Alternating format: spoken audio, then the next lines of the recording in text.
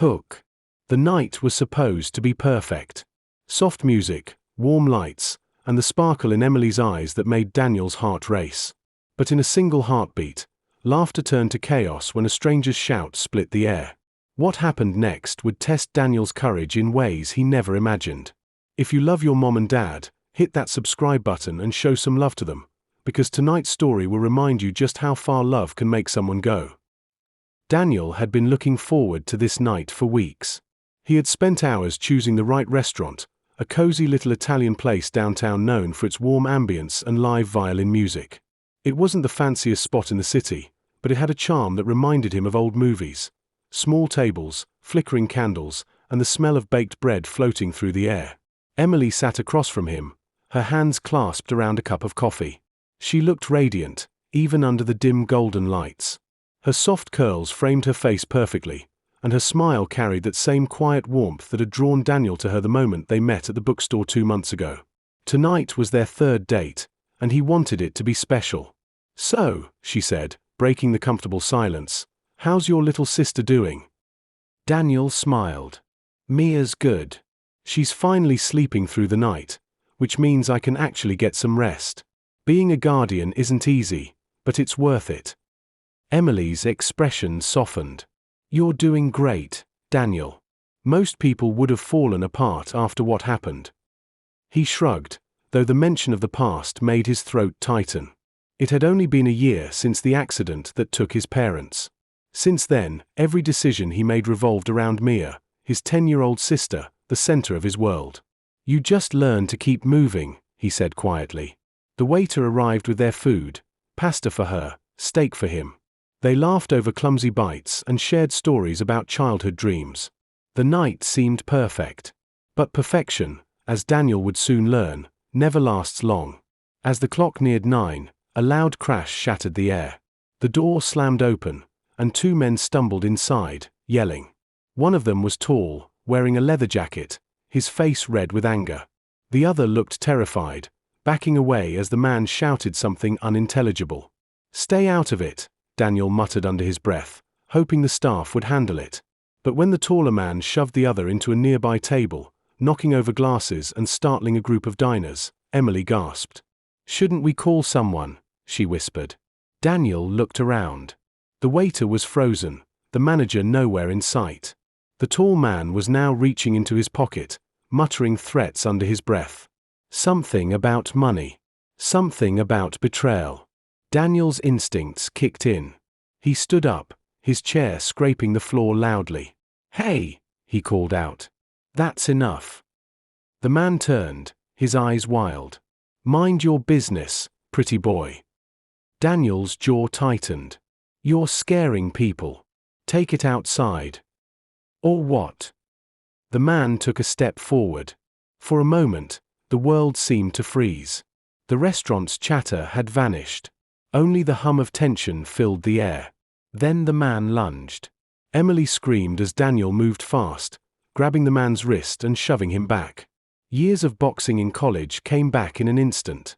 The man swung wildly, but Daniel dodged, countering with a solid hit to the chest. The other diners gasped, some recording on their phones, others ducking behind tables. The man stumbled but didn't stop. He reached again into his jacket, this time pulling out a small knife. Emily's heart stopped. "Daniel!" she cried. Without thinking, Daniel stepped between her and the attacker. His mind was blank, only one thought echoed in his head: she's not getting hurt. The man lunged again. Daniel caught his arm, twisting hard. The knife clattered to the floor. They struggled, crashing into a table. Plates shattered, wine spilled, and people screamed. But Daniel didn't stop until the man was pinned down. "Someone call the police," Emily shouted. Within minutes, sirens wailed outside. 2 officers rushed in and took control of the situation. The man was dragged away, still yelling threats, while his terrified companion explained everything. Apparently, it was a deal gone wrong, and the man had followed him into the restaurant. Daniel sank back into his chair, breathing hard. Emily reached for his hand, her eyes wide and teary. "You could have been hurt," she whispered. He gave a small, shaky smile. "You were in danger. I wasn't going to just sit there. She squeezed his hand. You didn't just protect me. You protected everyone in here. The officers came over, asked a few questions, took their statements, and thanked Daniel for stepping in.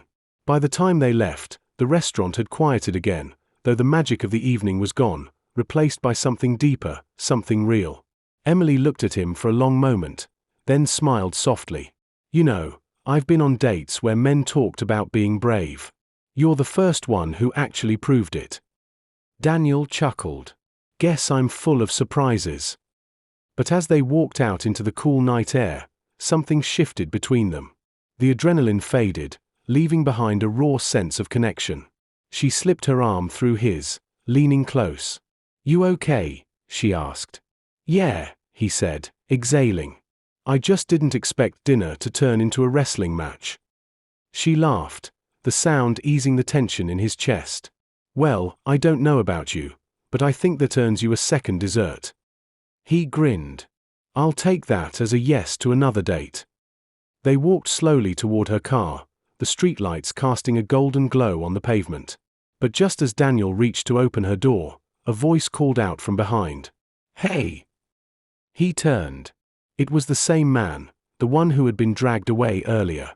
He had somehow slipped out of the police car, his face twisted with rage. You think you can humiliate me like that? Daniel barely had time to react. The man charged forward, a glint of metal flashing in his hand again. Emily screamed. Daniel pushed her aside, and the knife slashed across his arm. Pain exploded, but he didn't stop. He tackled the man hard, sending both of them crashing onto the pavement. The struggle was brutal, but this time Daniel's anger fueled him. He wrestled the knife away again, pinning the man until the police, alerted by Emily's frantic calls, came rushing back. Stay down, the officer shouted, hauling the man up. You're done. Daniel stood, his arm bleeding. Emily ran to him, tears streaming down her face. You're hurt. It's just a cut, he said, though his face was pale. Daniel, that's not just a cut. She pressed a napkin against it, her hands trembling. You could have been killed. He looked at her, eyes soft but steady. I told you. I wasn't going to let anything happen to you. When the ambulance arrived, the paramedic cleaned and bandaged his wound. Emily refused to leave his side. You're crazy, you know that, she murmured, half laughing through her tears. Maybe, he said, smiling faintly. But I'd do it again. The officer approached them again. You're lucky, man.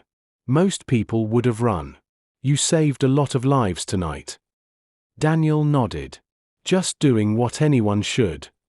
But as he looked at Emily, her eyes filled with gratitude and something deeper, he realized it wasn't just about doing what anyone should.